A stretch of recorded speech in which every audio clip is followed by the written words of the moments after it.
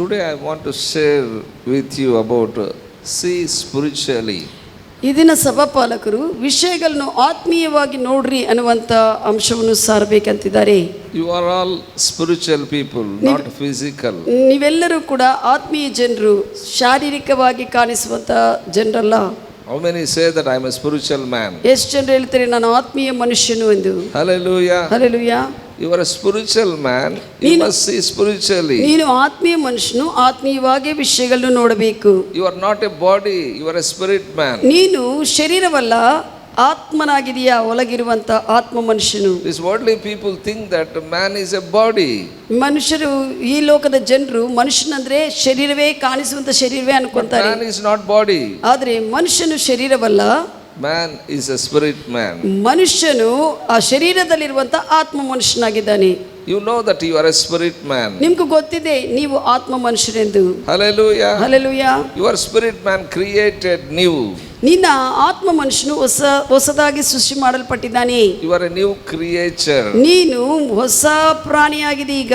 Amen. Amen. Hallelujah. Hallelujah. You are not a old man, you are a new creature. ನೀನು ಹಳೆ ಮನುಷ್ಯನಲ್ಲ, ಹೊಸ ಮನುಷ್ಯನಾಗಿದಿ. You are a different kind of creature in this world. ನೀನು ಈ ಲೋಕದಿಂದ ಪ್ರತ್ಯೇಕ ಮಾಡಲ್ಪಟ್ಟಿರುವಂತ ತರಹದ ಮನುಷ್ಯನಾಗಿದಿ. Hallelujah. Hallelujah. You have to see spiritually. ನೀವು ವಿಷಯಗಳನ್ನು ಆತ್ಮೀಯವಾಗಿ ನೋಡಬೇಕು. Otherwise you don't understand why you are here in this earth. ಇಲ್ಲದಿದ್ರೆ ನೀನು ಭೂಮಿ ಮೇಲೆ ಯಾಕೆ ಇದೆಯೋ ನಿನಗೆ ಅರ್ಥವಾಗುವುದಿಲ್ಲ. Otherwise you don't understand what is the purpose of God in your life. ನಿನ್ನ ಜೀವನದಲ್ಲಿ ದೇವರ ಉದ್ದೇಶವು ಏನು ಅಂತ ನೀನು ಆತ್ಮೀಯದಿಂದ ವಿಷಯಗಳನ್ನು ನೋಡಲಿಲ್ಲ ಅಂದ್ರೆ ಅರ್ಥವಾಗುವುದಿಲ್ಲ. If you want to know your future, I tell you, see spiritually. ನಿನ್ನ ಭವಿಷ್ಯತ್ತನ್ನು ನೀನು ನೋಡಬೇಕಂದ್ರೆ ನೀನು ಆತ್ಮೀಯವಾಗಿ ನೋಡ್ಕೋ. Many believers, they don't see spiritually, that's what they are failure in their lives. ಅನೇಕ ವಿಶ್ವಾಸಿಗಳವರ ಜೀವನದಲ್ಲಿ ಆತ್ಮೀಯವಾಗಿ ವಿಷಯಗಳನ್ನು ನೋಡುವುದಿಲ್ಲ, ಅದಕ್ಕಾಗಿ ಅವರು ಸೋತು ಹೋಗುತ್ತಾ ಇದ್ದಾರೆ. I tell you this morning, each and every one of you see spiritually. ಈ ದಿನ ಸಭಾಪಾಲಕರು ಹೇಳ್ತಾ ಇದೆ, ಪ್ರತಿಯೊಬ್ಬರು ಕೂಡ ಆತ್ಮೀಯವಾಗಿ ನೋಡಿರಿ ಎಂದು. Here 1 Samuel 15 chapter 3rd verse. ಮೊದಲನೇ ಸಮುವೇಲನು 15ನೇ ಅಧ್ಯಾಯ 3ನೇ ವಚನ ಹೇಳುತ್ತದೆ, God said to Saul, ದೇವರು ಸೌಲನಿಗೆ ಹೇಳಿದ್ದಾರೆ, smite Amalek utterly all that they have. ಅಮಾಲೇಕಿಯ ಜನರೆಲ್ಲರನ್ನು ಕೂಡ, ಅವ್ರಿಗಿರುವಂತ ಎಲ್ಲಾ ವಿಷಯಗಳನ್ನು ಕೂಡ ನೀವು ಏನು ಇಲ್ಲದಂತೆ ನಾಶಪಡಿಸು ಅಂತ ಹೇಳಿದ್ದಾರೆ. Spare not anything. ಯಾವ ವಿಷಯವನ್ನು ಕೂಡ ನೀನು ಅದನ್ನು ಲೆಕ್ಕಕ್ಕೆ ಮಾಡಬೇಡ, ಎಲ್ಲ ನಾಶ ಮಾಡು. Everything you destroy it. ಎಲ್ಲ ವಿಷಯಗಳನ್ನ, ಅಮಾಲೇಕಿಯರಿಗಿರುವಂತ ಎಲ್ಲ ವಿಷಯಗಳನ್ನು ನೀನು ನಾಶಪಡಿಸಬೇಕು. Why God said, ಯಾಕೆ ದೇವರು ಹಾಗೆ ಹೇಳಿದ್ದಾರೆ? smite all the Amalek. ಎಲ್ಲ ಅಮಾಲೇಕಿಯರನ್ನೆಲ್ಲ ನಾಶಪಡಿಸೆಂದು. Not spare anybody or anything that belong to them. ಯಾವುದೇ ಮನುಷ್ಯನಾಗ್ಲಿ ಅವ್ರಿಗೆ ಸಂಬಂಧಿಸಲ್ಪಟ್ಟ ವಸ್ತುಗಳು, ವಿಷಯಗಳನ್ನು ಯಾವುದನ್ನು ಕೂಡ ಉಳಿಸಬೇಡ ಅಂತ ಹೇಳಿದ್ದಾರೆ. Genesis 3rd chapter 15th verse 8. ಆದಿಕಾಂಡ 3ನೇ ಅಧ್ಯಾಯ 15ನೇ ವಚನ ಹೇಳುತ್ತದೆ, when Eve ate the fruit, ಹವ್ವಳು ಆ ಹಣ್ಣನ್ನು, ಗಿಡದ ಹಣ್ಣನ್ನು ತಿಂದಿರುವಾಗ, so what God said not to eat, she ate. ಏನು ತಿನ್ನಬೇಡ ಅಂತ ಹೇಳಿದಾರೋ ಆ ಹಣ್ಣನ್ನು ಆಕೆ ತಿಂದಿದ್ದಾಳೆ. She ate and gave some fruit to Adam, and he also ate. ಆಕೆಯು ತಿಂದು ಸ್ವಲ್ಪ ಹಣ್ಣನ್ನು ತನ್ನ ಗಂಡನಾಗಿರುವಂತ ಆದಾಮನಿಗೆ ಕೂಡ ಕೊಟ್ಟಿದ್ದಾಳೆ, ಆತನು ಕೂಡ ತಿಂದಿದ್ದಾನೆ. God asked Eve, woman, what you did? ಸ್ತ್ರೀಯನ್ನು ಕೇಳಿದ್ದಾರೆ, ಏನು ನೀನು ಮಾಡಿದ್ದು ಎಂದು. She said, serpent deceived me. ಆಕೆ ಹೇಳಿದ್ದೇನೆಂದ್ರೆ, ಆ ಹಾವು, ಸರ್ಪವು ನನ್ನನ್ನು ಮೋಸ ಮಾಡಿದ್ದಾಳೆ ಎಂದು. So God said to serpent, ಅವಾಗ ದೇವರು ಆ ಒಂದು ಸರ್ಪಕ್ಕೆ ಹೇಳಿದ್ದೇನೆಂದ್ರೆ, 3rd chapter 15th verse Genesis, 3ನೇ ಅಧ್ಯಾಯ ಆದಿಕಾಂಡ 3:15, I will put enmity to thy seed and this woman's seed. ನಿನ್ನ ಒಂದು ಸಂತತಿಗೆ ಮತ್ತೆ ಸ್ತ್ರೀಗಿಂತ ಹುಟ್ಟುವಂತ ಸಂತತಿಗೆ ನಾನು ವೈರತ್ವವನ್ನು ಉಂಟು ಮಾಡುತ್ತೇನೆ ಅಂತ ಹೇಳಿದ್ದಾರೆ. That means ಅದನ್ನರ್ಥ, 2 seeds come out of Eve. ಈ ಹವಳದಿಂದ 2 ಸಂತಾನಗಳು ಬರ್ತವೆ. One is God's seed, another one is Satan, serpent seed. ಒಂದೇನೋ ದೇವರಿಂದ ಬಂದಿರುವಂತ ಸಂತತಿ, ಇನ್ನೊಂದೇನೋ ಸಾತಾನದಿಂದ ಬಂದಿರುವಂತ ಸಂತತಿ. So these people, Amalek, they came as a Satan seed. ಈ ಅಮಾಲೇಕಿಯರು ಸಾತಾನకు ಸಂಬಂಧಿಸಲ್ಪಟ್ಟು ಹುಟ್ಟಿರುವಂತ ಜನರಾಗಿದ್ದಾರೆ. That's what there are many are there in this world, Satan seed. ಈ They are ಲೋಕದಲ್ಲಿ against, always against Israel, against Christians.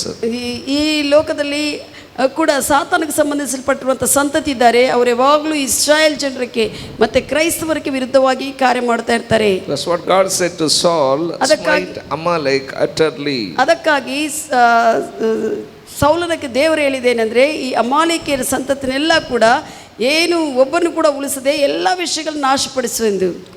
So Bible says, ಸತ್ಯವೇದ ಹೇಳುತ್ತದೆ, the 19th verse, 19ನೇ ವಚನದಲ್ಲಿ Samuel asked Saul, ಸೌಲನು ಕೇಳ್ತಾ ಇದ್ದಾನೆ, did you obey the voice of the Lord? ನೀನು ದೇವರ ಮಾತುಗೆ ವಿಧೇಯತೆ ತೋರಿಸಿದೆಯಾ? God said, utterly destroy Amalek. ಅಮಾಲೇಕರನ್ನು ನೀನು ಸಂಪೂರ್ಣವಾಗಿ ನಾಶಪಡಿಸು ಅಂತ ಹೇಳಿದರು. Spare not anything, everyone. ಯಾರನ್ನೇ ಯಾವ ವಿಷಯಗಳು ಯಾವುದು ಉಳಿಸಬಾರದು ಅಂತ ಹೇಳಿದ್ದಾರೆ.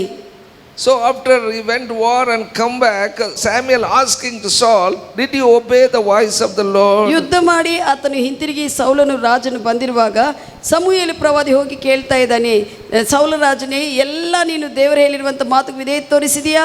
28th verse, Saul said, 20ನೇ ವಚನದಲ್ಲಿ ಸೌಲನು ಹೇಳ್ತಾ ಇದ್ದಾನೆ, I have obeyed. ನಾನು ವಿಧೇಯತೆ ತೋರಿಸಿದೆ. Samuel said, ಸಮುಯೇಲನು ಹೇಳಿದ್ದಾನೆ ಪ್ರವಾದಿ. in 14th verse, 14ನೇ ವಚನದಲ್ಲಿ Samuel said, what is that voice of oxen and sheep which come to my ears? ನನ್ನ ಕಿವಿಗಳಿಗೆ ಕೇಳಿಸಲ್ಪಡ್ತಾ ಇರುವಂತ ಎತ್ತುಗಳ ಕುರಿಗಳ ಸ್ವರವು ಏನು ಅಂತ ಕೇಳಿದ್ದಾರೆ. You said that everything I destroyed, but there is a noise of oxen, sheep coming to my ears. ಸೌಲನೇ ನೀನೇನೋ ಎಲ್ಲ ನಾಶಪಡಿಸಿದ್ದೀನಿ, ಎಲ್ಲ ವಿಧೇಯತೆ ತೋರಿಸಿದ್ದೀನಿ ದೇವರಕ್ಕಂತ ಹೇಳ್ತಾ ಇದೆ, ಆದರೆ ನನ್ನ ಕಿವಿಗಳಿಗೆ ಎತ್ತುಗಳ ಶಬ್ದ ಕುರಿಗಳ ಶಬ್ದ ಕೇಳಿಸಲ್ಪಡ್ತಾ ಇದೆ ಅಂತ ಹೇಳಿದನು. You are saying that I obeyed the Lord, but what is this voice of what I am hearing? ನೀನೇನೋ ನಾನು ದೇವರಿಗೆ ವಿಧೇಯತೆ ತೋರಿಸಿದೆ ಅಂತ ಹೇಳ್ತಾ ಇದೆ, ಆದರೆ ನನ್ನ ಕಿವಿಗಳಿಗೆ ಕೇಳಿಸಲ್ಪಡ್ತಾ ಇರುವಂತ ಎತ್ತುಗಳ ಕುರಿಗಳ ಸ್ವರ ಸಂಗತಿ ಏನು ಅಂತ ಕೇಳ್ತಾ ಇದ್ದಾರೆ. Listen carefully. ಚೆನ್ನಾಗಿ ಕೇಳ್ರಿ. Saul not see his error. ಸೌಲನು ತನ್ನ ತಪ್ಪನ್ನು ತನ್ನ ದೋಷವನ್ನು ಆತನು ನೋಡ್ತಾ ಇಲ್ಲ. He is a spiritual man. ಆತನ ಆತ್ಮ ಮನುಷ್ಯನು. He is not able to see his errors. ಆತನು ಎಲ್ಲಿ ತಪ್ಪು ಮಾಡಿದ್ದಾನೆ ಅಂತ ವಿಷಯಗಳನ್ನು ನೋಡ್ತಾ ಇಲ್ಲ, ಗ್ರಹಿಸ್ತಾ ಇಲ್ಲ. He did not do what he was supposed to do.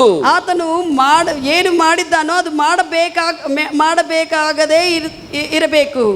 So 15th verse said, 15ನೇ ವಚನ ಹೇಳುತ್ತದೆ, Saul said to Samuel prophet, ಸಮುಯೇಲ ಪ್ರವಾದಿ ಸಂಗಡ ಸೌಲನು ಹೇಳಿದೇನೆಂದ್ರೆ, people spared the best of the sheep and cattle to sacrifice the Lord our God. ಜನರು ಕರ್ತನಾದ ದೇವರಿಗೆ ಉತ್ತಮವಾಗಿರುವಂತ ವಿಷಯಗಳನ್ನು ಬಲಿಯರ್ಪಣೆ ಕೊಡಬೇಕಂತ ಹೇಳಿದ್ದಾರೆ. ಅದಕ್ಕಾಗಿ ಕೆಲವು not I am, people spared. ನಾನಲ್ಲ, ಜನರು ಉಳಿಸುವಂತೆ ಹೇಳಿದ್ದಾರೆ, ಬಲಿಯರ್ಪಣೆ ದೇವರಿಗೆ ಕೊಡಬೇಕೆಂದು. ಅದಕ್ಕಾಗಿ ಎತ್ತುಗಳನ್ನು ಕುರಿಗಳನ್ನು ಉಳಿಸಿದ್ದೇನೆ ಅಂತ ಹೇಳ್ತಾ ಇದೆ, ಉತ್ತಮವಾಗಿರುವಂತ ವಿಷಯಗಳನ್ನು. They spared best of the sheep and cattle to sacrifice the Lord. ಪಶುಗಳಲ್ಲಿ ಉತ್ತಮವಾದದ್ದನ್ನು ಕುರಿಗಳಲ್ಲಿ ಉತ್ತಮವಾದದ್ದನ್ನು ದೇವರಿಗೆ ಕರ್ತನಿಗೆ ಸಲ್ಲಿಸಬೇಕಂತ ಜನರು ಹೇಳಿದ್ರಿಂದ ಅದನ್ನು ಉಳಿಸಿದಿವೆ ಅಂತ ಹೇಳ್ತಾರೆ. But rest of them we destroyed utterly. ಎಲ್ಲ ಉಳಿದ ತಕ್ಕವೆಲ್ಲ ಕೂಡ ಮಿಕ್ಕುವುದೆಲ್ಲ ಕೂಡ ನಾನು ಚೆನ್ನಾಗೆಲ್ಲ ನಾಶಪಡಿಸಿದ್ದೀನಿ ಅಂತ ಹೇಳ್ತಾನೆ. I tell you, this is a partial obedience. ಇದು ಏನಂದ್ರೆ ಪಾಕ್ಷಿಕವಾಗಿ ಸ್ವಲ್ಪನೇ ವಿಧೇಯತೆ ತೋರಿಸಿದ್ದಾನೆ, ಸಂಪೂರ್ಣವಾಗಿ ಅಲ್ಲ. Not able to understand what the Lord says to Saul. ಸೌಲನಿಗೆ ದೇವರು ಹೇಳಿರುವಂತ ವಿಷಯಗಳು ಆತ್ಮೀಯವಾಗಿ ಅರ್ಥವಾಗುತ್ತಾ ಇಲ್ಲ.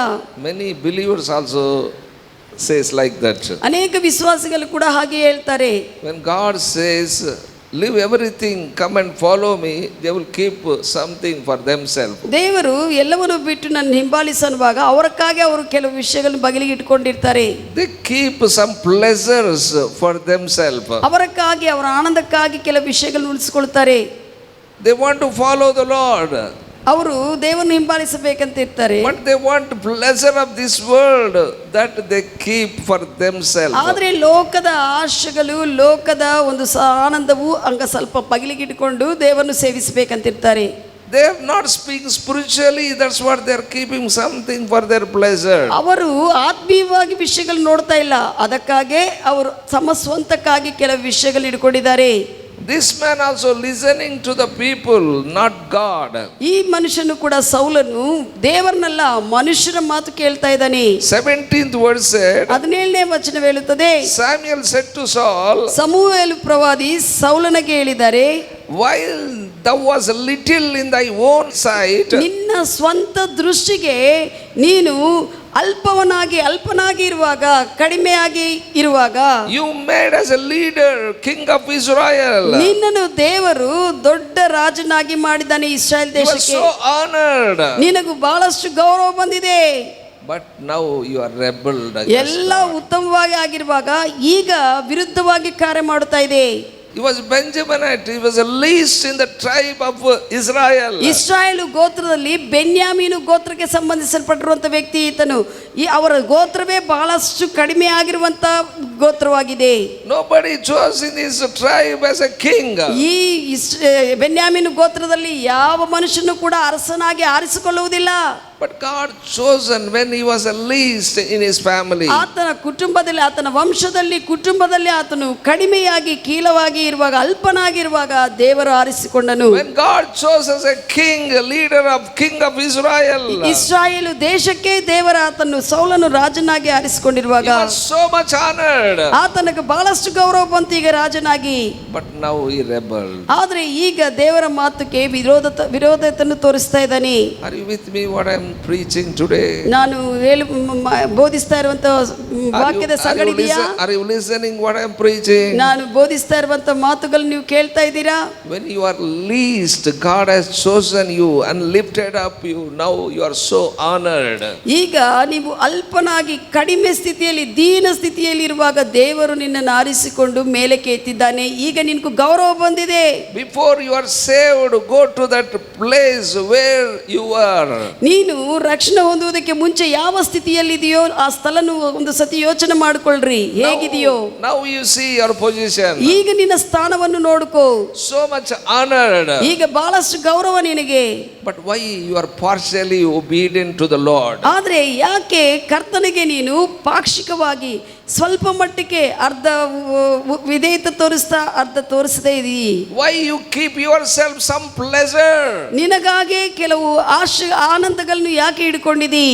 This Saul did the same thing. ಈ ಸೌಲನು ಅದೇ ತನ್ನ ಸ್ವಂತವಾಗಿ ಮನುಷ್ಯರಕ್ಕೋಸ್ಕರ ಮಾಡಿದ್ದಾನೆ. Samuel saying to Saul, in the beginning you are so small in your own eyes. ನಿನ್ನ ಸ್ವಂತ ಕಣ್ಣುಗಳಿಗೆ ನೀನು ಅಲ್ಪನಾಗಿ ಚಿಕ್ಕನಾಗಿ ಕಾಣಿಸಿದೆ ಅಂತ ಸಮುವೇಲ ಪ್ರವಾದಿ ಹೇಳ್ತಾ ಇದ್ದಾರೆ. Now you became too big. That's what you are not obeying the Lord. ಈಗೇನು ಬಹಳ ದೊಡ್ಡ ಮನುಷ್ಯ ಆಗಿಬಿಟ್ಟಿದೆ, ಅದಕ್ಕೆ ನೀನು ಕರ್ತನಿಗೆ ವಿಧೇಯತೆ ತೋರಿಸ್ತಾ ಇಲ್ಲ ಅಂತ ಹೇಳಿದ್ದಾನೆ. Are you with me what I am saying? ನಾನು ಹೇಳುವುದು ಕೇಳ್ತಾ ಇದ್ದೀರಾ?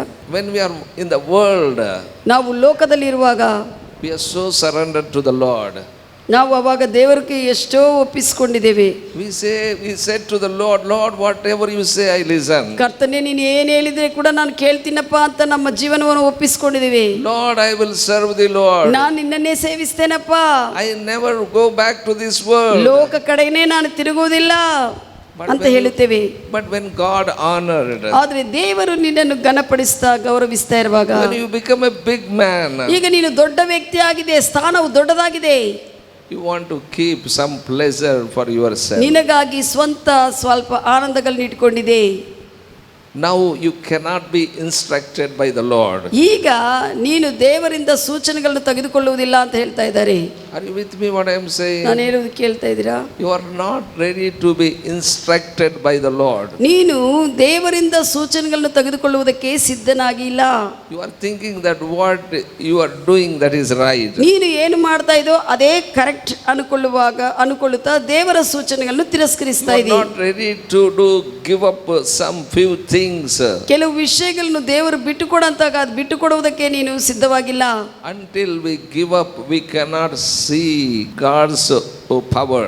ನಾವು ದೇವರು ಹೇಳಿರುವಂಥ ವಿಷಯಗಳನ್ನು ಬಿಟ್ಟು ಕೊಡಂದಾಗ ಬಿಟ್ಟು ಕೊಡದೇ ಇದ್ರೆ ಅಷ್ಟು ತನಕ ಆತನ ಶಕ್ತಿಯನ್ನು ನೋಡುವುದಿಲ್ಲ. ಬಿಟ್ಟು ಕೊಡುವ ತನಕ ದೇವರ ಶಕ್ತಿಯನ್ನು ನೋಡುವುದಕ್ಕೆ ಆಗುವುದಿಲ್ಲ. When you give up those things only, you will see power of God manifest. ನೀನು ಕೆಲವು ವಿಷಯಗಳನ್ನು ದೇವರು ಬೇಡ ಅಂತಾಗ ಅದನ್ನು ಬಿಟ್ಟು ಕೊಟ್ಟಿದ್ದಾಗ ಮಾತ್ರ ನೀನು ದೇವರ ಶಕ್ತಿಯನ್ನು ಹರಡುವುದನ್ನು ನೋಡ್ತೀ. In Genesis 17 chapter 1st verse, ಆದಿಕಾಂಡ 17ನೇ ಅಧ್ಯಾಯ 1ನೇ ವಚನ, after Abraham became 99 years, ಅಬ್ರಹಾಮನ್ನು 99 ವರ್ಷದ ವ್ಯಕ್ತಿ ಆಗಿರುವಾಗ God said, be upright. ದೇವರು ಹೇಳಿದ್ದೇನೆಂದ್ರೆ ನೀನು ಯಥಾರ್ಥವುಳ್ಳವನಾಗಿರು. Then only what covenant I made, through that you will prosper. ಯಾವ ಒಂದು ಒಡಂಬಡಿಕೆ ನಿನ್ನ ಸಂಗಡ ಮಾಡಿದಿನೋ ಅದರಿಂದ ನೀನು ಉದ್ಧಾರಕ್ಕೆ ಬರುತ್ತೀಯ ಅಂತ I ಹೇಳಿದನು. tell you, God already made a covenant. ದೇವರು ಆಗಲೇ ಅಬ್ರಹಾಮನ ಸಂಗಡ ಒಡಂಬಡಿಕೆ ಮಾಡಿದನು. Already God blessed Abraham. ಅಬ್ರಹಾಮನು ದೇವರು ಆಶೀರ್ವದಿಸಿದ್ದಾರೆ ಆಗಲೇ. But he did not have a son. ಆದರೆ ಆತನಿಗೆ ಕುಮಾರರು ಯಾರು ಇದ್ದಿಲ್ಲ. Only physical son. ಆದ್ರೆ ಬರೇ ಶಾರೀರಿಕವಾಗಿ ದಾಸಿಯಿಂದ ಹುಟ್ಟಿರುವಂತ ಮಗನು ಬಂದನು. No promised son came out of Sarah. ಸಾರಾಲಿಂದ ದೇವರು ನಿರ್ಣಯ ಮಾಡಿರುವಂತ ವಾಗ್ದಾನ ಪುತ್ರನು ಬಂದಿಲ್ಲ. He is thinking that I am all right. ಆತನು ಅನ್ಕೊಂತಾ ಇದ್ದ ನಾನು ಚೆನ್ನಾಗಿದ್ದೀನಿ, ಸರಿಯಾಗಿದ್ದೀನಿ ಎಂದು. God prospered him so much. ದೇವರು ಬಹಳಷ್ಟು ಅಭಿವೃದ್ಧಿ ಪಡಿಸಿದ್ದಾರೆ ಅಬ್ರಹಾಮನನ್ನು. But still there is a lack. He kept a few things for his pleasure. ಆದ್ರೆ ತನ್ನ ಆನಂದಕ್ಕಾಗಿ ಕೆಲವು ವಿಷಯಗಳು ಇಟ್ಕೊಂಡಿದ್ದಾನೆ, ಅದು ಕೊರತೆನೇ ಅನಿಸ್ತಾ ಇತ್ತು. God said to Abraham, be upright. ಅಬ್ರಹಾಮನಕ್ಕೂ ಅವಾಗ ದೇವರು ಹೇಳಿದ್ದು ನೀನು ಯಥಾರ್ಥವುಳ್ಳವನಾಗಿರು ಎಂದು. I tell you, my beloved, how long you keep some physical things in your life, you will not see the power of God. You will not see change in your life. ಭೌತಿಕವಾಗಿರುವಂತ ಕೆಲವು ವಿಷಯಗಳನ್ನು ನೀನು ನಿನಗಾಗೇ ಇಟ್ಕೊಂಡಿದ್ರೆ ದೇವರ ಶಕ್ತಿಯನ್ನು, ದೇವರ ವಿಷಯಗಳನ್ನು ನೋಡುವುದಕ್ಕೆ ಆಗುವುದಿಲ್ಲ. Lord anointed king of Israel, Saul as a king over Israel. God told, utterly destroy the sinners. ದೇವರು ಸೌಲನಕ್ಕೆ ಇಸ್ರಾಯೇಲ್ ಜನರ ಮೇಲೆ ರಾಜನಾಗಿ ಮಾಡಿ ಮತ್ತೆ ದೇವರು ಹೇಳಿದ್ದೇನೆಂದ್ರೆ ಪಾಪಿಗಳಾಗಿರುವಂತ ಅಮಾಲೇಕಿಯರನ್ನೆಲ್ಲ ಕೂಡ ಸರ್ವನಾಶಪಡಿಸು ಅಂತ ಹೇಳಿದ್ದಾರೆ. God said to Saul, fight against Amalek. ಅಮಾಲೇಕಿಯರನ್ನೆಲ್ಲರನ್ನು ಕೂಡ ಕಂಡಿಡು, ಯಾರು ಇಲ್ಲದಂತೆ ನಾಶ ಮಾಡು. But Saul not obeyed the Lord, God of Israel. ಆದರೆ ಇಸ್ರಾಯೇಲ್ ಅರಸನಾಗಿ ಸೌಲನು ದೇವರ ಮಾತುಗೆ ವಿಧೇಯತೆ ತೋರಿಸಲಿಲ್ಲ. Samuel said to Saul, Samuel ಪ್ರವಾದಿ ಸೌಲನ ಕೇಳಿದಾನೆ, you did evil in the sight of the Lord. ದೇವರ ದೃಷ್ಟಿಯಲ್ಲಿ ನೀನು ಕೆಟ್ಟತನವನ್ನು ಮಾಡಿದಿ, ನೀನು ಮಾಡಿದ್ದು ಕೆಟ್ಟದು. Saul replied to Saul, I have obeyed. ಮತ್ತೆ ಸೌಲನು ಹಿಂತಿರುಗಿ ಸಮುವೇಲ್ ಪ್ರವಾದಿ ಸಂಗಡ ಮಾತನಾಡ್ತಾ ಇದ್ದಾನೆ, ಇಲ್ಲ ನಾನು ದೇವರಿಗೆ ವಿಧೇಯತೆ ತೋರಿಸಿದ್ದೀನಿ ಎಂದು. Even today many believers says that I am obeyed. ಈ ದಿನ ಕೂಡ ವಿಶ್ವಾಸಿಗಳು ಹೇಳ್ತಾರೆ ನಾನು ದೇವರಿಗೆ ವಿಧೇಯತೆ ತೋರಿಸ್ತಾ ಇದ್ದೇನೆ ಎಂದು. I am all right in the presence of God. ದೇವರ ಸನ್ನಿಧಿಯಲ್ಲಿ ನಾನು ಚೆನ್ನಾಗಿದ್ದೀನಿ ಅಂತ ಹೇಳ್ತಾರೆ. I am enjoying presence. ನನಗೆ ಆನಂದವಿದೆ. Whenever I pray, I will see God's power, God's presence. ಯಾವಾಗ ಪ್ರಾರ್ಥನೆ ಮಾಡ್ತೀನೋ ದೇವರ ಸನ್ನಿಧಿ ನಾನು ಅನುಭವಿಸ್ತಾ ಇದ್ದೀನಿ ಅಂತ ಹೇಳ್ತಾರೆ. Oh, I am listening His word. ನಾನು ಆತನ ವಾಕ್ಯವನ್ನು ಕೇಳ್ತಾ ಇದ್ದೀನಿ ಅಂತ ಹೇಳ್ತಾರೆ. They don't have a conscience that something went wrong in their lives. ಅವರ ಜೀವನದಲ್ಲಿ ಏನೋ ತಪ್ಪು ಆಗುತ್ತಾ ಇದೆ ಅನ್ನುವಂತ ಎಚ್ಚರಿಕೆ ಅವರಿಗೆ ಇರುವುದಿಲ್ಲ.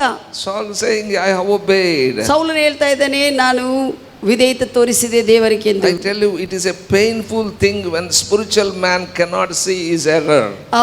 ಆತ್ಮೀಯ ಮನುಷ್ಯನಾಗಿ ಅಂದ್ರೆ ದೇವರ ಸಂಗಡ ಸಂಬಂಧ ಇರುವಂತ ಮನುಷ್ಯನಾಗಿದ್ದುಕೊಂಡು ತನ್ನ ತಪ್ಪುಗಳನ್ನು ಸರಿಯಾಗಿ ಏನ್ ತಪ್ಪು ಮಾಡಿದಂತ ಗ್ರಹಿಸದೇ ಇರುವುದು ಬಹಳ ದುಃಖಕರವಾಗಿರುವಂತ ವಿಷಯ. Many believers, they don't see their error. ಅನೇಕ ವಿಶ್ವಾಸಿಗಳು ಅವರ ತಪ್ಪುಗಳು ದೋಷಗಳು ಏನು ಅಂತ ಗಮನಿಸಿಕೊಳ್ಳುವುದಿಲ್ಲ. It is very painful thing to the Lord. ಅದು ಕರ್ತನಿಗೆ ಬಹಳಷ್ಟು ನೋವನ್ನು ಉಂಟು ಮಾಡುತ್ತದೆ. Did you know Samson? ಸಂಸೋನ ಬಗ್ಗೆ ನಿಮ್ಗೆ ಗೊತ್ತಿದೆಯಾ? In the Old Testament, ಹಳೆ ಒಡಂಬಡಿಕೆಯಲ್ಲಿ because he did not see his error, he taken by the Philistines. ಆತನು ತನ್ನ ತಪ್ಪನ್ನು ಗ್ರಹಿಸದೇ ಇದ್ದ ಕಾರಣ ಫಿಲಿಸ್ತಿಯರು ಆತನು ಸೆರೆಮನೆಗೆ ತೆಗೆದುಕೊಂಡು ಹೋದರು. They taken Samson into the prison house. ಆ ಸೆರೆಮನೆಗೆ ಸಂಸೋನನ್ನು ಅಲ್ಲಿ ಬಂದಿಯಾಗಿ ಮಾಡಿದರು. He's taking the pleasures of this world. ಆತನು ಈ ಲೋಕದ ಆಶೆಗಳನ್ನು ಆನಂದಗಳನ್ನು ಅನುಭವಿಸ್ತಾ ಇದ್ದನು.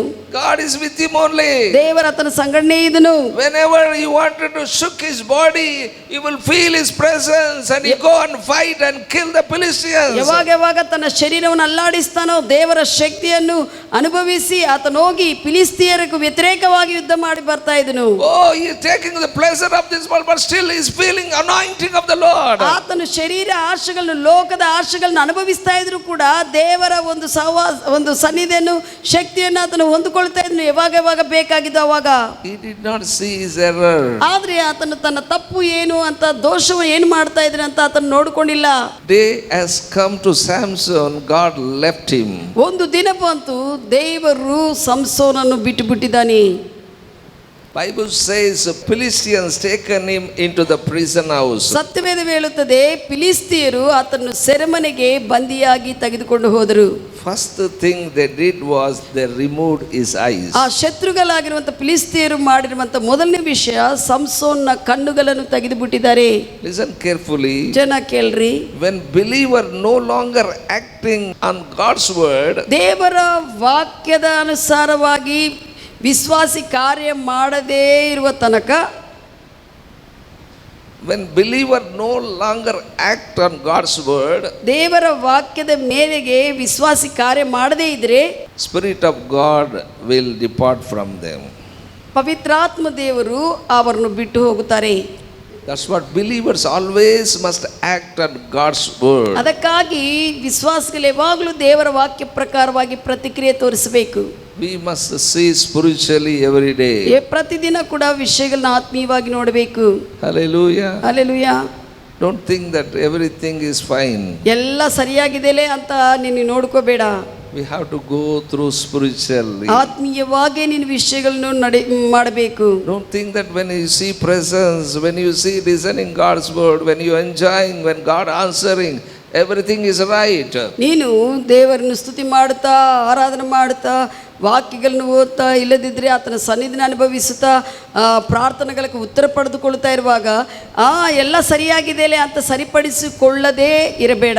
When you see getting answers, getting money, what you need, don't think that everything is fine. ನೀನು ಹಣ ಮತ್ತೆ ನಿನಗೆ ಬೇಕಾಗಿದ್ದೆಲ್ಲ ಹೊಂದಿಕೊಳ್ತಾ ಇರುವಾಗ ಎಲ್ಲ ಚೆನ್ನಾಗಿದೆಯೇ ಅಂತ ಯೋಚಿಸಬೇಡ.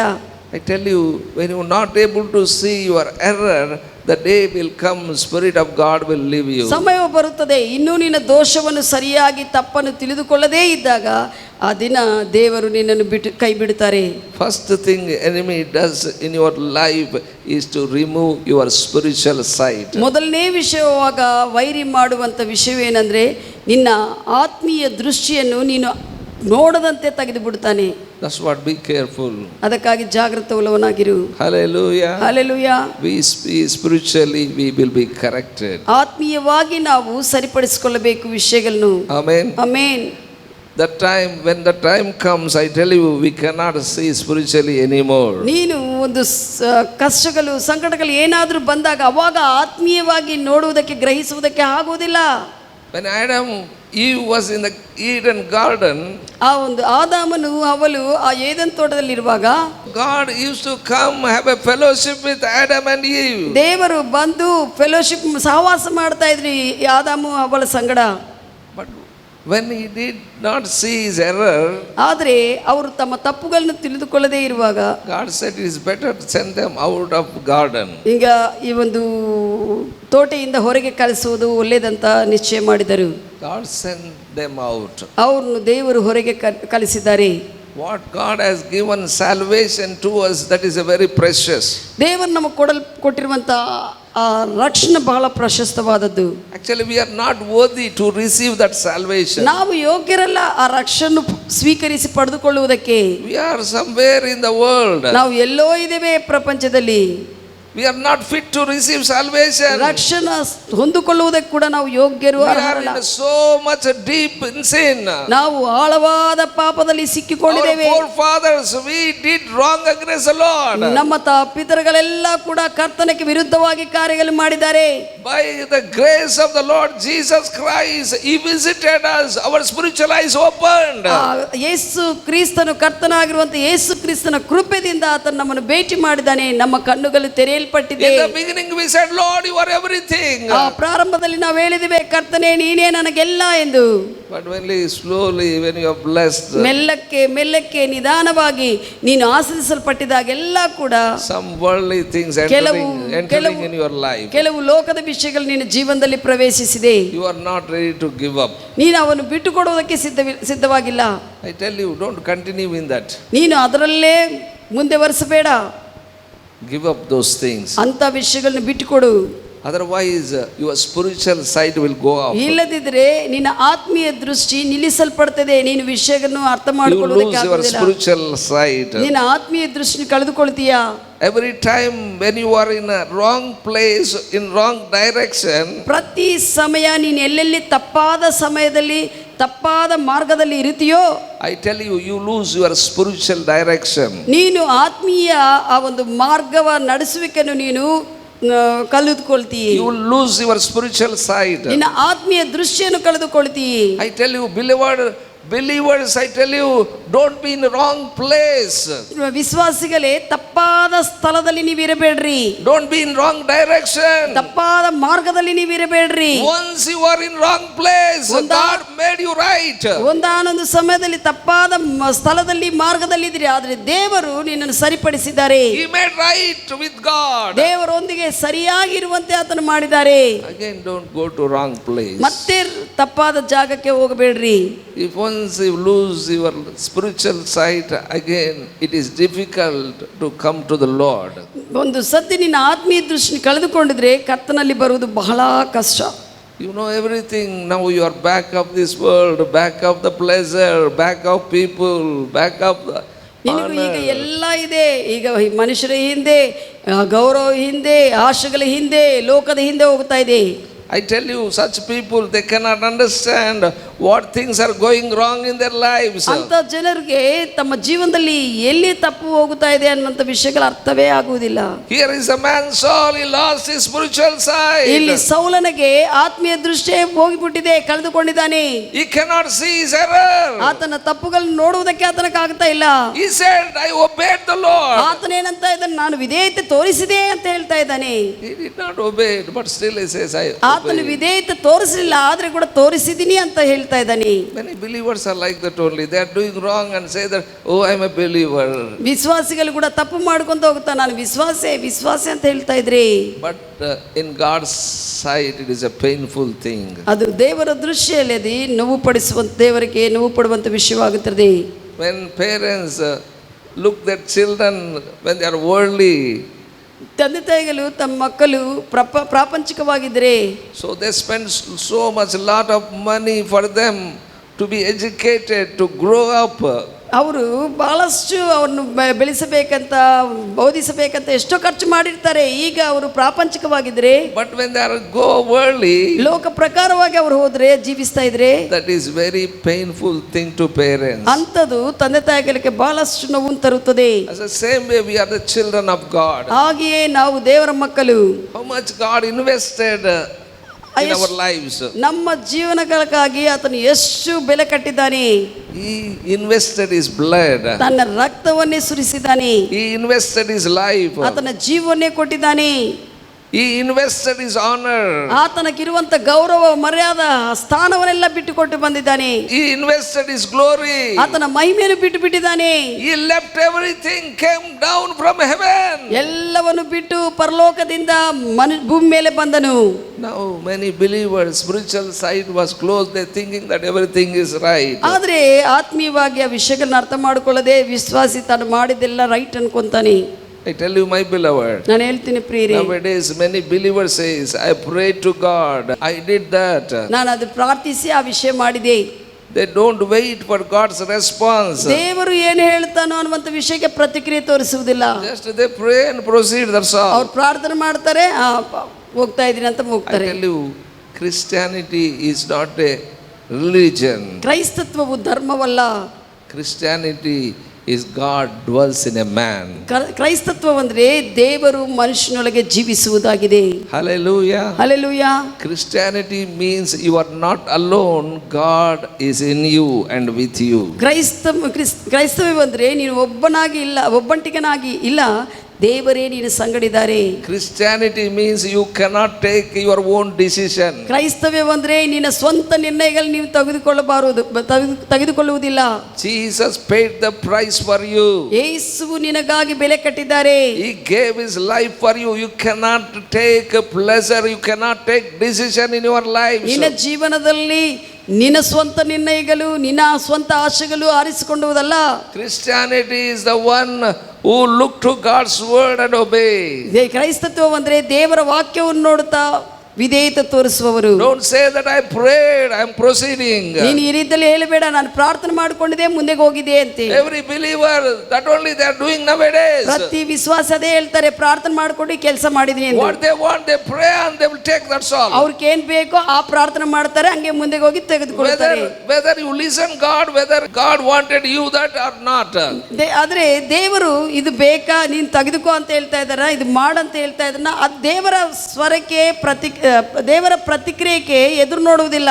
ಇವರೇ ಹೇಳ್ತಾರೆ, ಇವರೇ ಮಾಡ್ತಾರೆ, ಇವರ ಇಷ್ಟ ಬಂದಂಗ. Some children, they will tell to parents when they go out. ಕೆಲವು ಮಕ್ಕಳು ತಂತಾಯಿಗಳಿಗೆ ಹೇಳ್ತಾರೆ ಹೊರಗೆ ಹೋಗುವಾಗ, Mummy, I am going out. ಅಮ್ಮ ನಾನು ಹೊರಗೆ ಹೋಗ್ತಾ ಇದ್ದೆ. They don't take response from mummy. ಅಮ್ಮದಿಂದ ಹೋಗು ಅಂತಲ್ಲ, ಬೇಡ ಅಂತಲ್ಲ, ಏನು ಕೇಳುವುದಿಲ್ಲ. Yes, they say, Mummy going out, Daddy going out. ನಾನು ಹೊರಗೆ ಹೋಗ್ತಾ ಇದ್ದೆ ಮಮ್ಮಿ, ಡ್ಯಾಡಿ ಅಂತ ಹೇಳಿ ಹೋಗ್ಬಿಡ್ತಾರೆ. They say that I told Mummy, I told Daddy. ಮತ್ತೆ ಅವ್ರೇನಂತಾರೆ, ಅಮ್ಮಗೆ ಹೇಳಿದೆ, ಡ್ಯಾಡಿಗೆ ಹೇಳಿದೆ ಅಂತ ಹೇಳ್ತಾರೆ.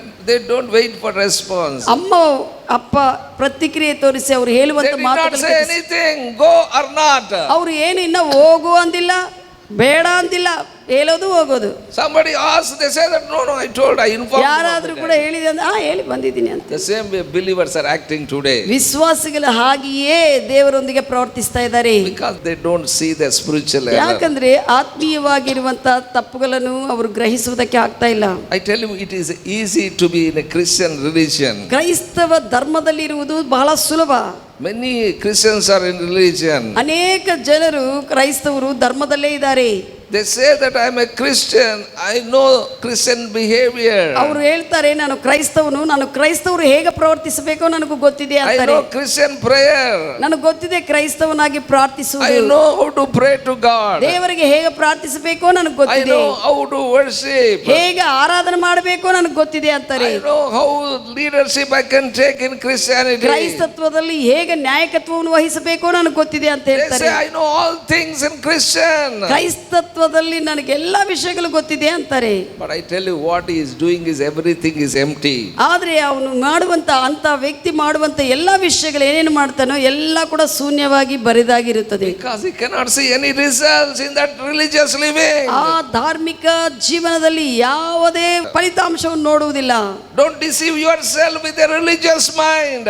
ಆ ಒಂದು ಧಾರ್ಮಿಕ ಮನಸ್ಸಿನಿಂದ ನಿನ್ನ ನೀನು ಮೋಸಪಡಿಸಿಕೊಳ್ಳಬೇಡ. Let the word of God dominate your spirit. ದೇವರ ವಾಕ್ಯವೇ ನಿನ್ನ ಆತ್ಮ ಮನುಷ್ಯನನ್ನು ಡಾಮಿನೇಟ್ ಮಾಡಲಿ. ಅದೇ ದೇವರ ವಾಕ್ಯವೇ ತುದಿ ನಿರ್ಣಯವಾಗಿರಲಿ, ಆಳ್ವಿಕೆ ಮಾಡಲಿ. The word of God not bring spiritual order in your life. ದೇವರ ವಾಕ್ಯವು ನಿನ್ನನ್ನು ಕ್ರಮದಲ್ಲಿ ತೆಗೆದುಕೊಂಡು ಬರದೇ ಇದ್ರೆ you will lose your spiritual side. ನಿನ್ನ ಆತ್ಮೀಯ ದೃಷ್ಟಿ ನೀನು ಕಳೆದುಕೊಳ್ತೀಯಾ? Why you are preaching ಯಾಕೆ Sunday after Sunday? ಭಾನುವಾರ ಬಿಟ್ಟು ಭಾನುವಾರ ಯಾಕೆ ನಾವು ಬೋಧಿಸ್ತಾ ಇರ್ತೀವಿ? Why you are reading God's word ಯಾಕೆ every ನೀವು day? ದೇವರ ವಾಕ್ಯವನ್ನು ಓದ್ತಾ ಇದ್ದೀರಿ ಪ್ರತಿದಿನ? You must bring spiritual order in your personal life, in your family. ನಿನ್ನ ವ್ಯಕ್ತಿಗತ ಜೀವನದಲ್ಲಿ, ಕುಟುಂಬದಲ್ಲಿ ದೈವಿಕ ಕ್ರಮವನ್ನು ತೆಗೆದುಕೊಂಡು ಬರುವುದಕ್ಕೆ ಮಾಡ್ತಾ ಇದ್ದೀ. If you don't bring a spiritual order, I tell you, you will lose spiritual side. ಆತ್ಮೀಯ ಕ್ರಮವನ್ನು ನಿನ್ನ ಜೀವನದಲ್ಲಿ, ಕುಟುಂಬದಲ್ಲಿ ತೆಗೆದುಕೊಂಡು ಬಂದಿಲ್ಲ ಅಂದ್ರೆ ಆತ್ಮೀಯವಾಗಿ ನೀನು ದೃಶ್ಯವನ್ನು ಕಳೆದುಕೊಳ್ತೀ. You are here to bring yourself in a spiritual order. ನೀನು ಇಲ್ಲಿ ಇರುವುದು ನಿನ್ನ ಜೀವನವನ್ನು ಒಂದು ಕ್ರಮಕ್ಕೆ ತೆಗೆದುಕೊಂಡು ಬರುವುದಕ್ಕಿದೆ. Hallelujah. Hallelujah. In the book of Revelation 3rd chapter 1st verse, ಪ್ರಕಟಣೆ ಗ್ರಂಥ 3ನೇ ಅಧ್ಯಾಯ 1ನೇ ವಚನದಲ್ಲಿ God said to church of God, ಇಲ್ಲಿ ದೇವರ ಸಭೆಗೆ ದೇವರು ಹೇಳ್ತಾ ಇದ್ದಾರೆ, you have a name that you are alive, ನೀನು ಜೀವಿಸ್ತಾ ಇದ್ದೀನಿ, ಸಜೀವನ ಅನ್ನುವಂತ ಹೆಸರು ನಿನಗಿದೆ, but you are dead.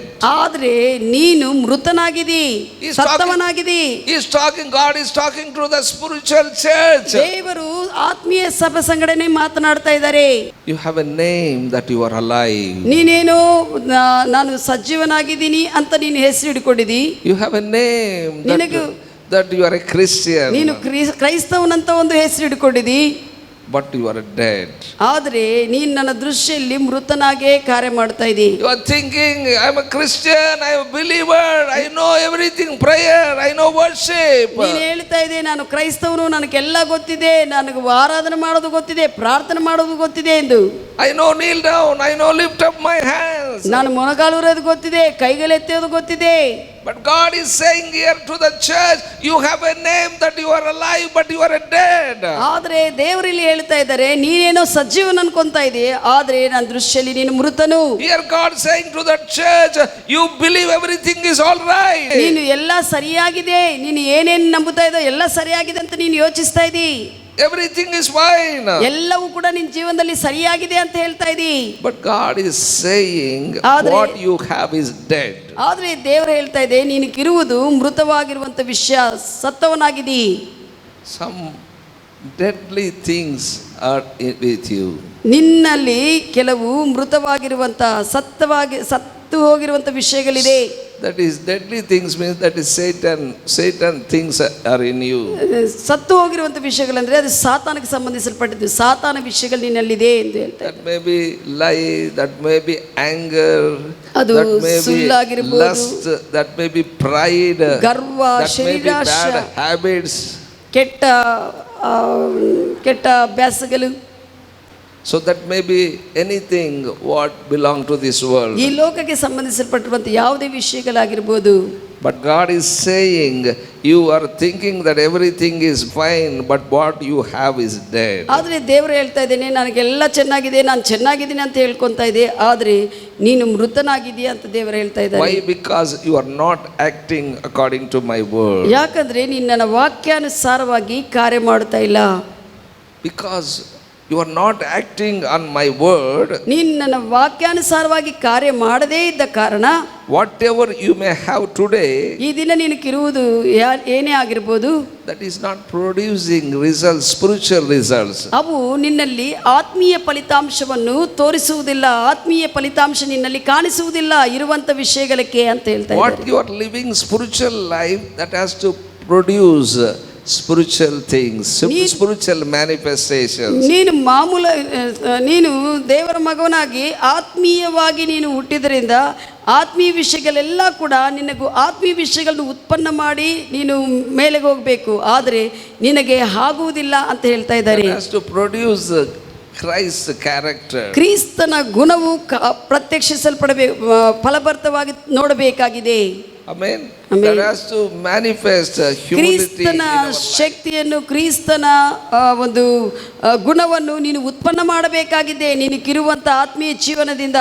Your spiritual life must bring fear of God. ದೇವರ ಆತ್ಮೀಯ ಜೀವನವು ನಿನ್ನಲ್ಲಿ ದೇವರ ಭಯವನ್ನು ಉಂಟು ಮಾಡುತ್ತದೆ. Amen.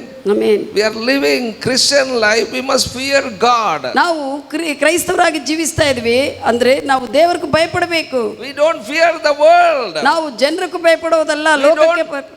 We don't fear the demons. ಆ ಒಂದು ದೆವ್ವಗಳಕ್ಕೆ, ಲೋಕದ ಜನರಿಗೆ ಭಯಪಡುವುದಲ್ಲ. We don't fear the evil circumstances. ನಾವು ಕೆಟ್ಟ ಪರಿಸ್ಥಿತಿಗಳಿಗೂ ಭಯಪಡುವುದಿಲ್ಲ.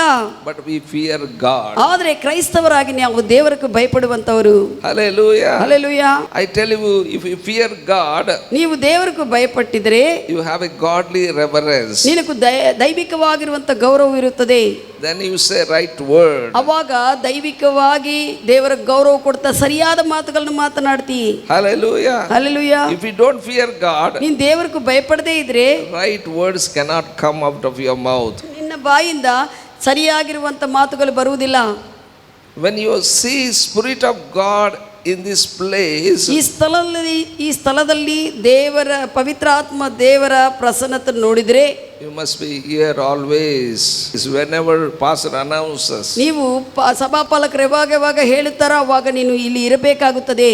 because you must serve faithfully the Lord. ಯಾಕಂದ್ರೆ ಕರ್ತನಲ್ಲಿ ನೀನು ಕರ್ತನನ್ನು ನಂಬಿಕೆಯಿಂದ, ವಿಶ್ವಾಸದಿಂದ, ನಂಬಿಕಸ್ಥನಾಗಿ ಸೇವಿಸಬೇಕು. I tell you, when you are here, you will see the small beginning. ನೀವು ಇಲ್ಲಿ ಇರುವಾಗ ನೀನು ನೋಡ್ತೀಯ ಅಲ್ಪವಾಗಿರುವಂತ ಪ್ರಾರಂಭ. Hallelujah. When you go through like that, the day will come, God will exalt you up. ಅದೇ ರೀತಿಯಲ್ಲಿ ನೀನು ಹೋಗುತ್ತಾ ಬೆಳೆಯುತ್ತಾ ಹೋಗುವಾಗ ಒಂದು ದಿನ ಬರುತ್ತದೆ, ದೇವರು ನಿನ್ನನ್ನು ಮಹಿಮೆಪಡಿಸುವಂತೆ ಸ್ಥಿತಿ ಬರುತ್ತದೆ. Hallelujah. Hallelujah. Some were there before here. ಕೆಲವರು ಮೊದಲು ಇಲ್ಲಿ ಇದ್ದರು ಸಭೆಯಲ್ಲಿ. In that some are faithful.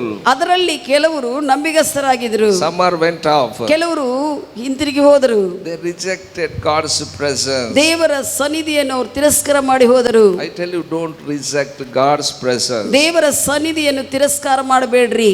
If they would have been here, ಒಂದು ವೇಳೆ ಅವರು ಹೋಗಿರುವಂತ ಜನರು ತಿರಸ್ಕರಿಸಿ ಹೋಗಿರುವಂತ ಜನರು ಇಲ್ಲೇ ಇದ್ದಿದ್ರೆ think where they will be. ಅವರು ಸ್ಥಾನದಲ್ಲಿ ಆತ್ಮೀಯವಾಗಿ ಯಾವ ಮಟ್ಟಕ್ಕೆ ಇರ್ತಾ ಇದ್ರೋ ಆಲೋಚಿಸ್ರಿ. But now they become nothing. ಈಗ ಏನು ಇಲ್ಲದವರಾಗಿ ಇದ್ದಾರೆ. I tell you, some of those who went, they are ashamed to be with us.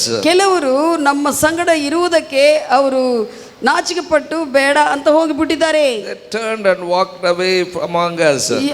ನಮ್ಮಿಂದ ಅವರು ಹೊರಗೆ ಹೋಗಿಬಿಟ್ಟಿದ್ದಾರೆ. Those who are here, I am telling to everybody, be humble your lives in the presence of God. ಇಲ್ಲಿ ಇರುವವರೆಲ್ಲರಿಗೂ ನಾನು ಹೇಳ್ತಾ ಇದ್ದೆ, ದೇವರ ಸನ್ನಿಧಿಯಲ್ಲಿ ಯಾವಾಗಲೂ ತಗ್ಗಿಸಿಕೊಂಡು ನಮ್ರತದಿಂದ ಇರುವುದು ಕಲಿಯಿರಿ. Humility is not man's description of you. ಈ ನಮ್ರತ ಅನ್ನುವಂಥದ್ದು ದೇವರು ತಗ್ಗಿಸಿಕೊಂಡಿರುವಂಥದ್ದು ಮನುಷ್ಯರು ನಿಮ್ಮನ್ನ ಬಗ್ಗೆ ಹೇಳುವುದಲ್ಲ. ಯಾರೋ ಮನುಷ್ಯನ ಹೇಳೋದಲ್ಲ, ಓ ಅವನು ಬಹಳ ತಗ್ಗಿಸಿಕೊಳ್ತಾನಪ್ಪ.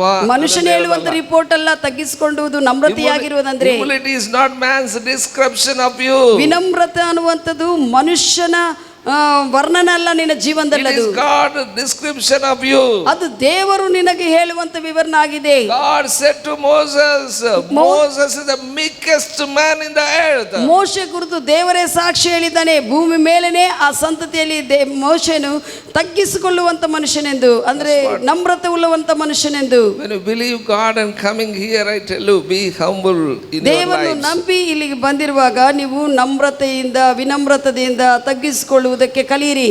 Because you are come here to serve the Lord. ಯಾಕಂದ್ರೆ ಇಲ್ಲಿ ಬರುವುದು ಕರ್ತನನ್ನು ಸೇವಿಸುವುದಕ್ಕಾಗಿ ನೀವು ಬರ್ತೀರಿ. Hallelujah. Hallelujah. John 12 chapter 4th verse said, ಯೋಹಾನ ಸುವಾರ್ತ 12ನೇ ಅಧ್ಯಾಯ 4ನೇ ವಚನ ಹೇಳುತ್ತದೆ, Judas accused Jesus for pouring very costly oil spent on Jesus. ಯೇಸುವಿನ ಮೇಲೆ ಆ ಒಂದು ಖರೀದಿಲ್ಲುವಂತ ಬೆಲೆ ಉಳ್ಳುವಂತ ಆ ಒಂದು ಸುಗಂಧ ದ್ರವ್ಯವನ್ನು ಹಾಕಿರುವಾಗ ಇದನ್ನು ತಪ್ಪಾಗಿ ತೋರಿಸ್ತಾ ಇದ್ದಾನೆ, ನೇರಾರೋಪಣ ಮಾಡ್ತಾ ಇದ್ದಾನೆ ಯೂದ ಇಸ್ಕರಿಯೋತನು. The two men came and poured very costly oil on Jesus. Why so much costly oil spent on Jesus? ಬಂದು ಯೇಸುವಿನ ಮೇಲೆ ಯಾಕೆ ಅಷ್ಟು ಖರೀದಾಗಿರುವಂತ ತೈಲವನ್ನು ಪರಿಮಳ ತೈಲವನ್ನು ಸುರಿಸಬೇಕು ಅಂತ. Money can give to poor. ಬಡವರಿಗೆ ಅಂತ ಹಣವು ಕೊಡಬಹುದಲ್ಲ, ಅಷ್ಟು ಹಣವನ್ನು ಅಂತ ಹೇಳಿದ್ದಾರೆ. Matthew 26 chapter 14th verse, same thing it is written. ಮತ್ತೈ ಸುವಾರ್ತ 26:14ನೇ ವಚನದಲ್ಲಿ ಅಲ್ಲೇ ಬರೆಯಲ್ಪಟ್ಟಿದ್ದೇನೆಂದ್ರೆ, after Judas accused Jesus, ಯೇಸುವಿನ ಮೇಲೆ ಯೂದ ಇಸ್ಕರಿಯೋತ ನೇರಾರೋಪಣ ಮಾಡಿದ ನಂತರ he went to the chief priest. ಆತನು ಪ್ರಧಾನ ಯಾಜಕನ ಹತ್ರ ಹೋದನು. Judas sells Jesus for money. ಯೇಸುವನ್ನು ಯೂದ ಇಸ್ಕರಿಯೋತನು ಹಣಕ್ಕಾಗಿ ಮಾರಿಬಿಟ್ಟನು. Listen very carefully. ಚೆನ್ನಾಗಿ ಕೇಳ್ರಿ. We must not accuse the works of the Lord. ಕರ್ತನ ಕಾರ್ಯಗಳ ಮೇಲೆ ನಾವು ನೇರಾರೋಪಣ ದೋಷಾರೋಪಣ ನಾವು ತಪ್ಪು ಮಾಡೋದಕ್ಕೆ ಹೋಗಬಾರದು. Hallelujah. Hallelujah. We don't talk against the works of the Lord. ಕರ್ತನ ಕಾರ್ಯಗಳಿಗೆ ವಿರುದ್ಧವಾಗಿ ನೀವು ಮಾತನಾಡಬೇಡ್ರಿ. Don't talk against believers also. ವಿಶ್ವಾಸಿಗಳಿಗೆ ಕೂಡ ವಿರುದ್ಧವಾಗಿ ಮಾತನಾಡಬೇಡ್ರಿ. Don't talk against pastors, evangelists, teachers or apostles. ಪಾಸ್ಟರ್ಸ್ಗಾಗಲಿ ಸುವಾರ್ತಿಕರಿಗಾಗಲಿ ಇಲ್ಲದ್ರೆ ಅಪೋಸ್ತಲರಿಗಾಗಲಿ ಯಾರಿಗೆ ಆಗಲಿ ಪರಿಚಯ ಯಾರಿಗೆ ವಿರುದ್ಧವಾಗಿ ಮಾತನಾಡಕ್ಕೆ ಹೋಗಬೇಡ್ರಿ. That is not our duty. ಅದು ನಮ್ಮ ಕೆಲಸವಲ್ಲ. What God has given, that much only we do, that's all. ದೇವರು ಏನು ನಮಗೆ ಹೇಳಿದಾನೋ ಆ ಕೆಲಸ ನಾವು ಮಾಡ್ಕೊಂತ ಹೋಗಬೇಕು. Judgment is from the Lord. ನ್ಯಾಯ ತೀರ್ಪು ದೇವರಿಂದ ಬರುತ್ತದೆ. I am not saying everybody is right. ನಾನು ಎಲ್ಲರೂ ಸರಿ ಅಂತ ಹೇಳ್ತಾ ಇಲ್ಲ. But one day everybody has to stand before the Lord. ಆದರೆ ಪ್ರತಿ ಒಂದು ದಿನ ಎಲ್ಲರೂ ಕೂಡ ದೇವರ ಮುಂದೆ ನಿಂತುಕೊಳ್ಳಬೇಕಾಗುತ್ತದೆ ಲೆಕ್ಕಕ್ಕೆ. If we talk against one another, we lose the anointing. ನಾವು ಒಬ್ಬರಿಗೊಬ್ಬರು ವಿರುದ್ಧವಾಗಿ ಮಾತನಾಡಿಕೊಳ್ತಾ ಇದ್ದಾಗ ದೇವರ ಅಭಿಷೇಕವನ್ನು ನಾವು ಕಳೆದುಕೊಳ್ಳುತ್ತೇವೆ. We lose our vision. ನಮಗೂ ದೇವರು ಕೊಟ್ಟಿರುವಂತ ದರ್ಶನವನ್ನು ನಾವು ಕಳೆದುಕೊಳ್ಳುತ್ತೇವೆ. By seeing others' mistakes, we too also do mistakes. ಬೇರೆ ಇತರರು ಮಾಡಿರುವಂತ ತಪ್ಪುಗಳನ್ನು ನೋಡ್ತಾ ಪರವಾಗಿಲ್ಲ ನಾನು ಮಾಡ್ತೀನಿ ಅಂತ ಮಾಡ್ತಾರೆ. Don't talk, don't look any other person. ಯಾವುದೇ ಇತರ ವ್ಯಕ್ತಿಯನ್ನು ನೋಡುವುದು ಮತ್ತೆ ಅವ್ರ ಬಗ್ಗೆ ಮಾತನಾಡುವುದು ಬೇಡ. Do your own business. ನಿನಗೂ ದೇವರು ಕೊಟ್ಟಿರುವಂತ ಸ್ವಂತ ಕೆಲಸವನ್ನು ಮಾಡ್ಕೊಂತ ಹೋಗು. What God has given in that, be faithful. ದೇವರು ನಿನಗೆ ಕೊಟ್ಟಿರುವಂತ ವಿಷಯದಲ್ಲಿ ನಂಬಿಗಸ್ತನಾಗಿರು. Amen. Amen. We want to come up. ನಾವು ಮೇಲೆಗೆ ಬರಬೇಕು. Because time is very short. ಯಾಕಂದ್ರೆ ಸಮಯವು ಸ್ವಲ್ಪನೇ ಇದೆ. Make use of the time. ಆ ಸಮಯವನ್ನು ಸದ್ವಿನಿಯೋಗ ಪಡಿಸಿಕೊಳ್ಳೋಣ. Hallelujah. Hallelujah. If we lose that time again, we won't get. ಒಂದು ವೇಳೆ ಸಮಯ ಕಳೆದುಕೊಂಡ್ರೆ ಮತ್ತೆ ಅದನ್ನು ಪಡೆದುಕೊಳ್ಳಲು ಆಗುವುದಿಲ್ಲ. Hallelujah. Hallelujah. Judas was with Jesus only, not make the time opportunity to serve Jesus. ಯೂದ ಇಸ್ಕರಿಯೋತನು ಯೇಸುವಿನ ಸಂಗಡನೆ ಇದ್ದನು, ಆದರೆ ಆ ಸಮಯವನ್ನು ಸದ್ವಿನಿಯೋಗ ಪಡಿಸಿಕೊಂಡು ಯೇಸುವನ್ನು ಸೇವಿಸುವುದಕ್ಕೆ ಆಗಲಿಲ್ಲ ಆತನಿಗೆ. He disobeyed. ಆತನು ಅವಿಧೇಯತೆ ತೋರಿಸಿದನು. He did not see spiritually, even though he followed Jesus. ಯೇಸುವನ್ನು ಹಿಂಬಾಲಿಸ್ತಾ ಇದ್ರೂ ಕೂಡ ಆತನ ವಿಷಯಗಳನ್ನು ಆತ್ಮೀಯವಾಗಿ ನೋಡಲಿಲ್ಲ, ಗ್ರಹಿಸಲಿಲ್ಲ. After Jesus hanged on the cross, died, he was so repentant, but that is foolishness. ಯೇಸು ಶಿಲುಬೆ ಮೇಲೆ ಜಜ್ಜಲ್ಪಟ್ಟು ನೇತಾಡಿ ಮರಣಿಸಿದಾಗ ಅವಾಗ ಅಯ್ಯೋ ನಾನು ಕೊಟ್ಟುಬಿಟ್ಟಿದ್ದೀನಿ ಅಂತ ಹೇಳಿ ಪಶ್ಚಾತ್ತಾಪ ಪಟ್ಟಿದಂಗ ಮಾಡದೆ ಕೂಡ ಅದು ನಿರುಪಯೋಗವಾಯಿತು. Many people don't anticipate evil in their life. ಅನೇಕ ಜನರು ವಿಶ್ವಾಸಿಗಳು ಅವರ ಜೀವನದಲ್ಲಿ ಏನೇನು ತಪ್ಪುಗಳಾಗುತ್ತಾ ವಿಷಯಗಳು ಆಂಟಿಸಿಪೇಟ್ ಕೆಟ್ಟ ವಿಷಯಗಳು ಆಗುತ್ತವೆ ಮುಂದೆ ಮುಂದೆ ಅನ್ನುವಂಥ ವಿಷಯಗಳು ಸರಿಯಾಗಿ ಗ್ರಹಿಸುವುದಿಲ್ಲ, ದೃಷ್ಟಿಸುವುದಿಲ್ಲ.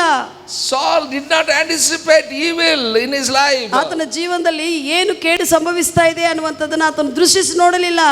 He would have seen, I tell you, he would have rescued himself. ಒಂದು ವೇಳೆ ಅದನ್ನು ದೃಷ್ಟಿಸಿ ಸರಿಯಾಗಿ ನೋಡಿದ್ರೆ ರಾಜನಾಗಿ ಹಂಗೆ ತನ್ನನ್ನು ತಾನು ಕಾಪಾಡಿಕೊಳ್ತಾ ಇದ್ದನು. But he lost his kingdom. ಆದರೆ ತನ್ನ ರಾಜ್ಯವನ್ನೇ ಕಳೆದುಕೊಂಡನು, Lost his life. ಆತನ ಜೀವನವನ್ನೇ He ಕಳೆದುಕೊಂಡನು, lost his sons. ತನ್ನ ಮಕ್ಕಳನ್ನು ಕಳೆದುಕೊಂಡಿದ್ದನು, Lost his family. ತನ್ನ ಕುಟುಂಬವನ್ನು ಎಲ್ಲ ವಿಷಯಗಳನ್ನು ಕಳೆದುಕೊಂಡನು.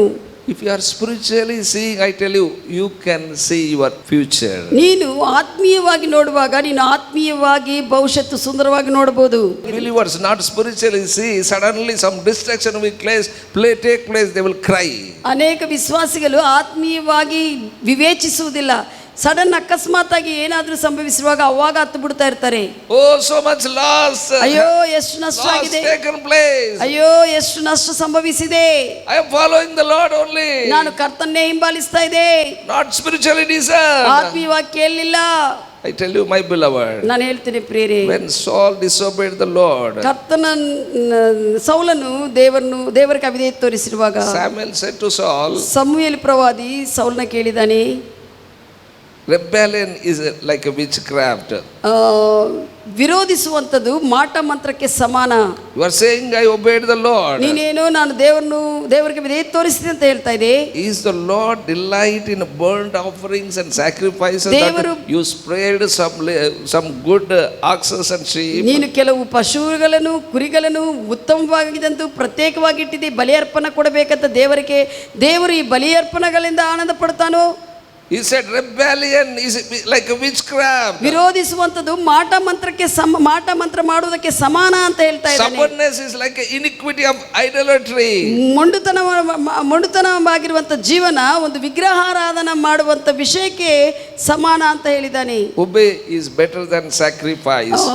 ಬಲಿ ಅರ್ಪಣಕ್ಕಿಂತ ವಿಧೇಯತೆ ತೋರಿಸುವುದು ಒಳ್ಳೆಯದು ಅಂತ ಹೇಳ್ತಾ ಇದ್ದಾರೆ. Hallelujah. Hallelujah. Amen. Amen. You may give everything to the Lord, I tell you, but if you don't submit yourself to the Lord, what is the use? ನೀನು ಎಲ್ಲ ದೇವರಿಗೆ ಕೊಡ್ತಾ ಇರ್ಬೋದು, ಆದರೆ ನೀನೇ ದೇವರಿಗೆ ಸಂಪೂರ್ಣವಾಗಿ ಒಪ್ಪಿಸ್ಕೊಂಡಿಲ್ಲ ಅಂದ್ರೆ ಏನು ಉಪಯೋಗ? ನಿಮ್ಮ ಮಕ್ಕಳು ಎಲ್ಲೋ ಅಮೆರಿಕಲ್ಲಿಂದ ತಿಂಗಳ ಹಣ ಕಳಿಸ್ತಾ ಇರಬಹುದು. They may send money from America. ಅಮೆರಿಕಾದಿಂದ ನಿಮ್ಮ ಮಕ್ಕಳು ದೂರದಿಂದ ಇದ್ದುಕೊಂಡು ತಿಂಗಳ ಹಣ ಕಳಿಸ್ತಾ ಇರ್ಬೋದು. Oh, they think that I am sending money to my parents, I am looking after.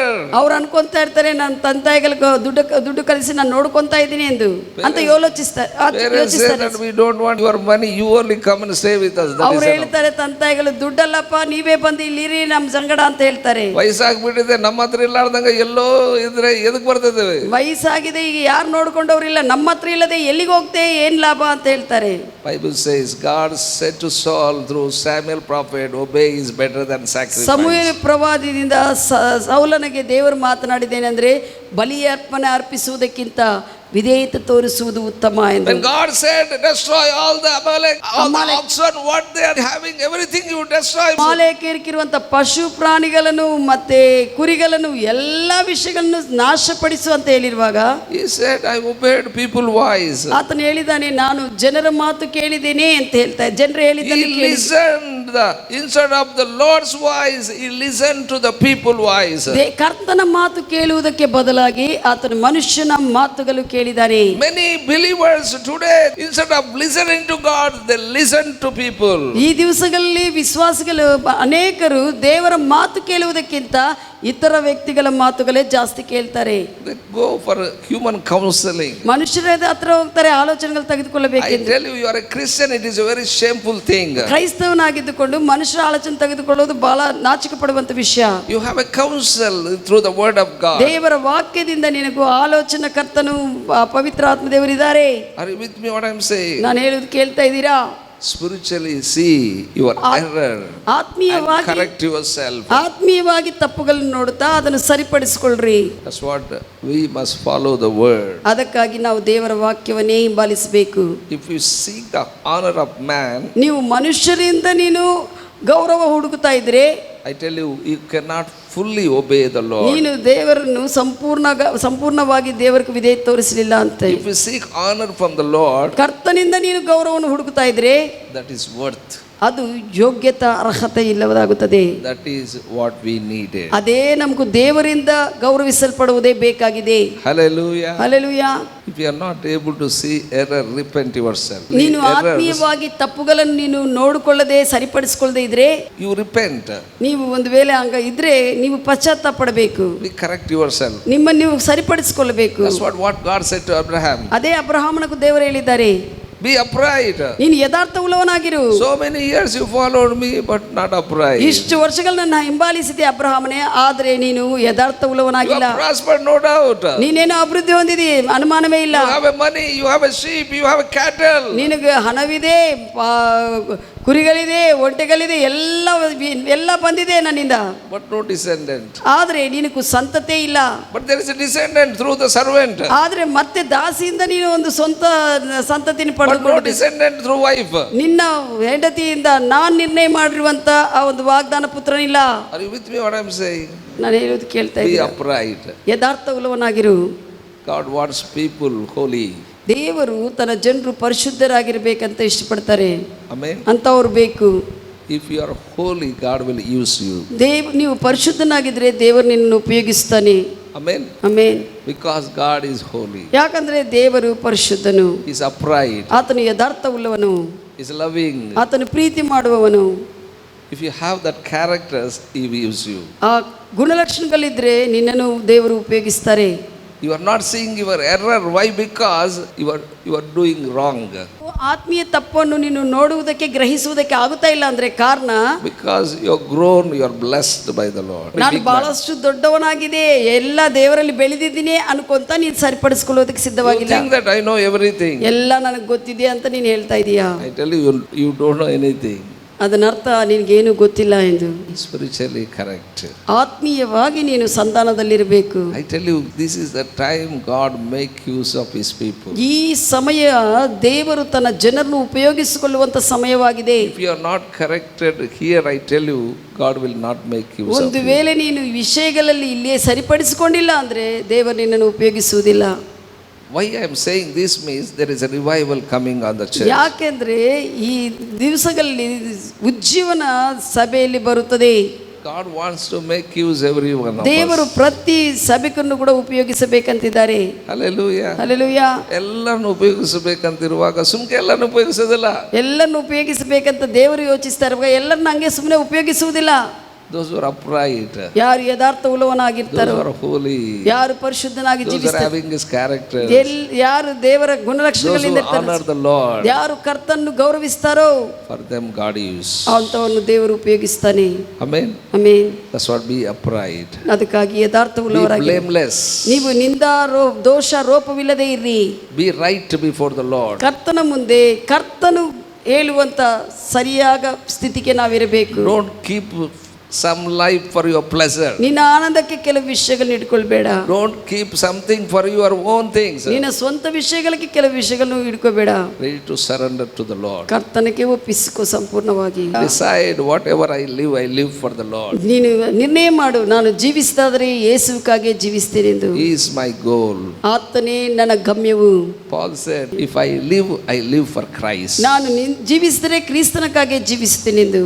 If die is a gain, but if I live for Christ. ಒಂದು ವೇಳೆ ಮರಣಿಸಿದ್ರೆ ಕೂಡ ಪರವಾಗಿಲ್ಲ, ಒಳ್ಳೆಯದೇ ಆಗುತ್ತದೆ ಪರಲೋಕಕ್ಕೆ ಹೋಗಿ. ಆದರೆ ಇಲ್ಲಿ ಲಾಭಕರವಾಗಿ ದೇವರ ಮಹಿಮೆಗಾಗಿರ್ಬೇಕಂದ್ರೆ ಸರಿಯಾಗಿ ಜೀವಿಸ್ತೇನೆ ಎಂದು. Amen. If I live for Christ. ನಾನು ಜೀವಿಸಿದ್ರೆ ಕ್ರಿಸ್ತನಕ್ಕಾಗಿ Amen. ಜೀವಿಸ್ತೇನೆ. Say that if I live for Christ. ನಾನು ಜೀವಿಸಿದ್ರೆ ಕ್ರಿಸ್ತನಕ್ಕಾಗಿ ಜೀವಿಸ್ತೀನಿ ಅಂತ ಎಷ್ಟು ಜನರು ಹೇಳ್ತೀರಿ? Don't live for your pleasure. ನಿನ್ನ ಸ್ವಂತ ಆಶೆಗಳಕ್ಕಾಗಿ Don't ಜೀವಿಸಬೇಡ. live for money. ಹಣಕ್ಕಾಗಿ ಜೀವಿಸಬೇಡ. Don't live for anything of this world. ಈ ಲೋಕದ ಯಾವುದೇ ವಿಷಯಗಳಿಗೆ ಜೀವಿಸಬೇಡ. You are the seed of God. ನೀನು ದೇವರ ಸಂತತಿಯಾಗಿದೆಯಾ? Live for Jesus. ಯೇಸುವಿಗಾಗಿ ಜೀವಿಸು. We'll pray.